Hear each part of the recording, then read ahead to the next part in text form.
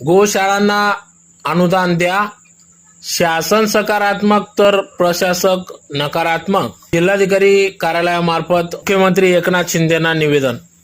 याबाबत वृत्त की महाराष्ट्रामधील गोशाळांचा सर्वांगीण विकास व्हावा याकरिता महाराष्ट्र शासनाने अर्थसंकल्पीय अधिवेशन एप्रिल 2023 मध्ये महाराष्ट्र गोसेवा आयोगाचे गठन केले. त्याचप्रमाणे गोसेवा आयोगाच्या सोबतच गोशाळांना अनुदान करता 100 कोटी रुपये मंजूर केले. त्यात 70 कोटी रुपये गोवर्धन गोवंश सेवा केंद्र योजना, 20 कोटी रुपये गोमय मूल्यवर्धन योजना, 10 कोटी रुपये गोसेवा आयोग.